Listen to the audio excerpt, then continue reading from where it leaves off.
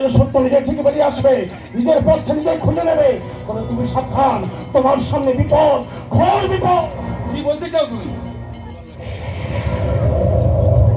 আমার কথা এত সহজে তুমি বুঝতে পারবে না নবীন। আমি কালকেতু, মহাকালের পথ থেকে আমার সৃষ্টি। আমি যে তার বার্তা বহন করে নিয়ে আসি। ওই তো, ওই তো তখন হয়ে এসেছে, আসছে, এদিকে ফিরে আসছে। না না, আমাকে পালাতে হবে, আমাকে পালাতে হবে। সাবধান, সাবধান, কালকেতু! সাবধান। দাদা,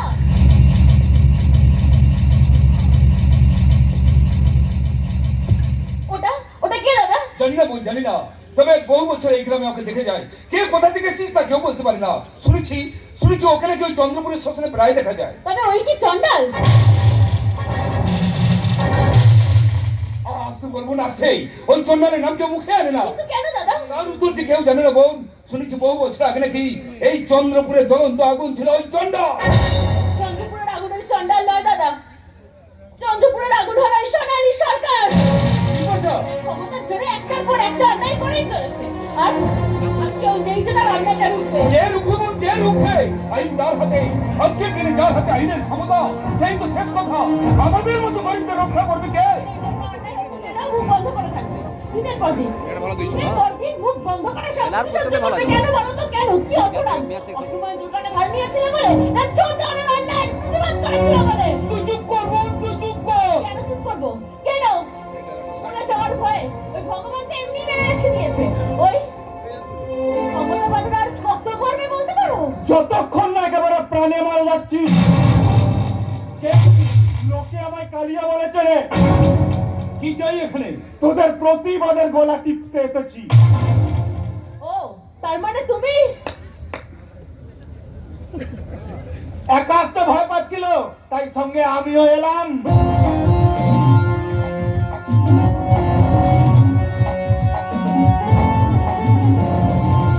পুলিশ বাবু?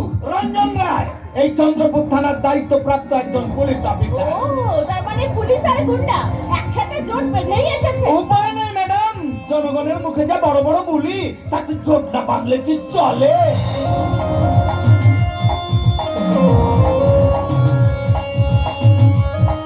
কি চাই এখানে? উপর মহল থেকে একটা অর্ডার এলো, কিন্তু হিসাব নাকি বাকি রয়ে গেছে, সেটাই মেটাতে এলাম। তার মানে এই জন্য ম্যাডামের তাড়াতাড়ি করতে এসেছে।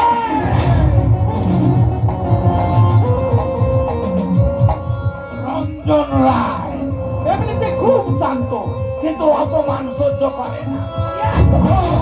পুলিশ বাবু, ওকে আমি ছেড়ে দিই। ওকে আমি ছেড়ে দিই। ওকে আমি ছেড়ে দিই। সুমনের বাচ্চা,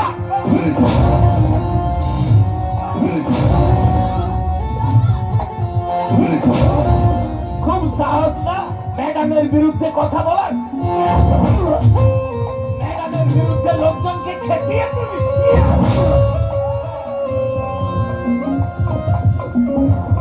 যৌবনের নেশায় মাতাল করে ইয়ং ছেলেদের মাথা খাবি?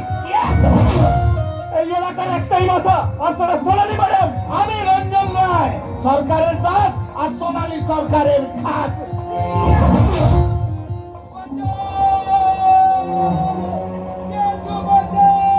কেউ বাঁচাবে না, তোদের বাঁচাতে ওই ভগবান আসবে না, আসবে এই শয়তান। আমি যখন একবার এখানে পা রেখেছি, তখন তোদের বাড়িটাকে আমি শ্মশান বানিয়ে ছাড়বো। পাটা এখানে রাখার আগে একবার ভাবা উচিত ছিল। পায়ে হেঁটে বাড়ি যাবি নাকি পা দুটো কাঁধে ঝুলে হসপিটালে? না ভগবান না শয়তান, দুজনের ককটেল মাল। আমার সালা আড়াল থেকে তো কুকুর রাখতে চায়, সাহস থাকে তো সামনে আয়। কুকুর চেঁচায় আর সিংহ থাবা মারে, আমি এদের থেকেও ডেঞ্জার। আমি যার সামনে গিয়ে কথা দাঁড়াই না, তার বউ ভুলে যায়। এবার বিধবা দান করার সময় এসে গেছে। কে রে তুই? কেউ বলে মেগাস্টার, কেউ বলে গুরুদেব, কেউ বলে দাদা তুমি শ্রেষ্ঠ। আমি বলি না রে ভাই, আমি তোদের চন্দ্রপুরের কেষ্ট, চন্দ্র সিংহা।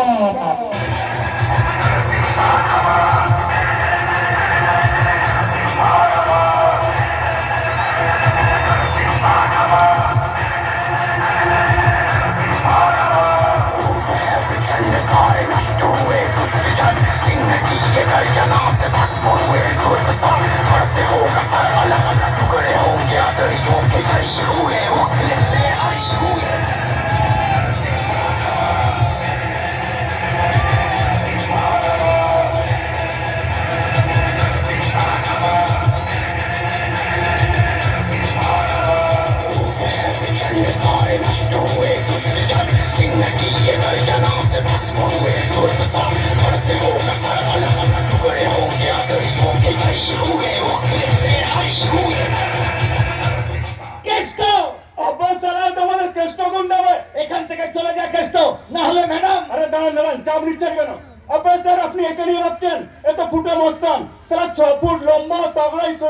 আর মডিফাই করা বাইক নিয়ে এসছে বলে কি দাদা হয়ে গেল? আরে স্যার ম্যাডামের কথাই স্যার একদম কত মালকে তুড়ি মেরে সাইজ করে দিয়েছি। আরে তো কচি খোকা দুধু খাবে, শোনো দুধু দুধু শোন কষ্ট, তোর মতো মাল আমার কথায় ওঠে আর বসে। কি করে? ওঠে আর বসে, ওঠে আর বসে। তোর মতো মাল আমার ডান দিকে দুটো আর বাঁ দিকে দুটো প্রোটেক্ট করে। কি করে? Protect, protect. কষ্ট পায়ের দুটো পায়ে থাক, মাথায় ওঠার চেষ্টা করিস না, তাহলে দুপাটি দুদিকে ছিঁড়ে ফেলে দেবো, একটা ডান দিক একটা বাম দিক। তখন বাবা ডোডো পরের মতো পতপত পতপত পতপত পতপত পতপত।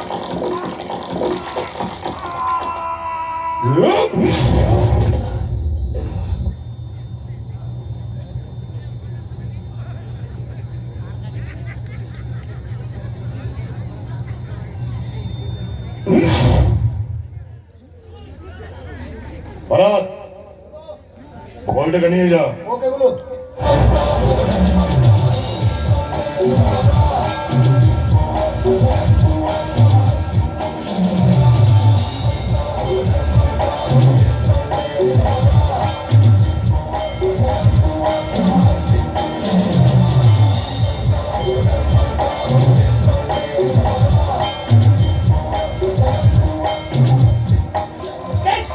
চন্দ্রপুরের দায়িত্বপ্রাপ্ত পুলিশ অফিসার। তো স্যার চেলা তোকে সাইজ হয়ে গেল, এবার খেলাকে সামলাবে আপনি।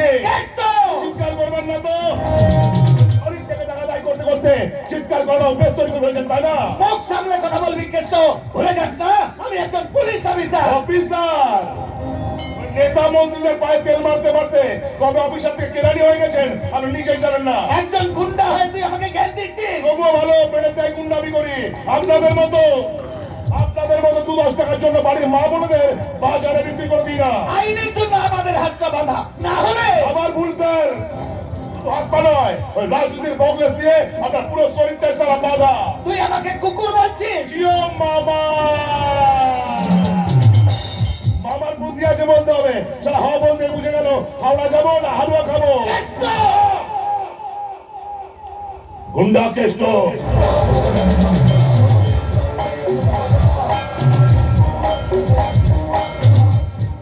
নামে কেষ্ট, কাজে পুরো উল্টো। এমন কেলান কেলাবো না বাড়ির বউ তো থোবড়া দেখে চিনতে পারবে না। সোজা হসপিটালে গিয়ে ডিএনএ টেস্ট করাতে হবে। ম্যাডামের লোক হয়ে ম্যাডামের কাছে বাধা দিচ্ছিস, জানিস এর পরিণাম কি হবে? ও স্যার, আপনার বাড়িতে বউ বাচ্চা আছে তাই পরিণামের কথা আপনি ভাবেন। টেস্ট বউ নেই আর বাচ্চাও নেই, তাই টেস্ট পরিণামের কথা ভাবে না। ম্যাডামের কানে খবরটা গেলে কিন্তু আপনার ম্যাডাম খুব ভালো করে জানো স্যার, এই টেস্ট শুধু মারতে শিখেছে, মরতে শিখেনি। এলাকাও জানে টেস্ট কোনো খেলা দেখানো চল ধরা নয়। জাত সাপুড়ে যার কথায় সব থেকে সবে 14 গোষ্ঠী ডান্স করে।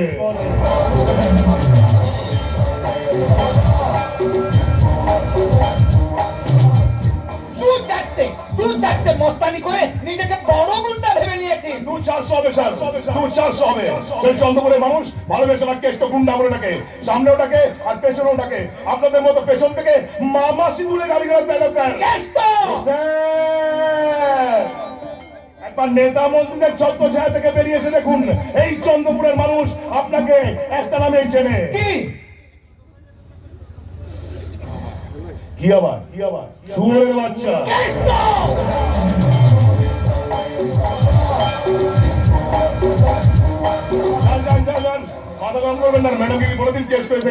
ঠিক আছে আমি চলে যাচ্ছি, কিন্তু কাজটা ভালো হলো না কেষ্ট।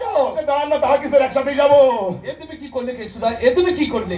আমাদের জন্য স্যারের সাথে রবিন ভাই, এই কেসটা বেজন্মা হতে পারে কিন্তু বেঈমান নয়। হ্যাঁ, পেটে তাই গুন্ডামি করি, তা বলে গরিবদের অত্যাচার হলে এই কেসটা কিন্তু বারে বারে আসবে। কেশুদা কেষ্টদা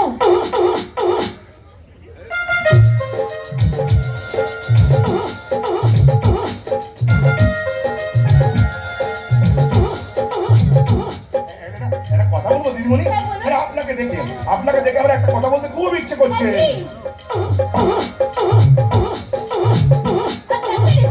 একটাই খুঁজছি তো। খুঁজছেন? আকাশের চাপটা মাটিতে নেমে এলো কি করে? কেষ্টদা চলুন, এখানে বেশিক্ষণ থাকলে আমার চোখ জমা ঝলসে যাবে। চলুন না। হ্যাঁ, আপনাদেরকে বলছি, ওই হিরোর মতো বাইক নিয়ে এলাম বলে একদম আমাকে হিরো ভেবে ভুল করবেন না। মালটা আমি জাত ভিলেন, ভিলেন আছি, ভিলেন থাকবো, আর ভিলেনই ছিলাম। চলুন sir, left right left left. কেউ বলে মেগাস্টার, কেউ বলে গুরুদেব, কেউ বলে দাদা তুমি শ্রেষ্ঠ। আমি না রে ভাই, আমি তোদের চন্দ্রপুরের কেষ্ট।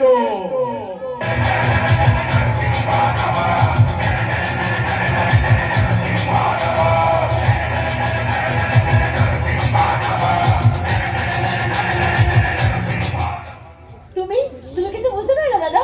ও এই সমাজের মতো মানুষের মন বোঝা খুব কঠিন।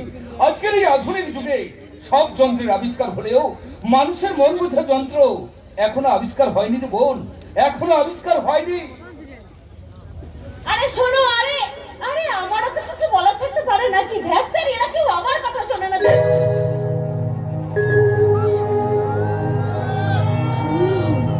তুমি না বুঝলেও আমি কিন্তু বুঝে গেছি দাদা।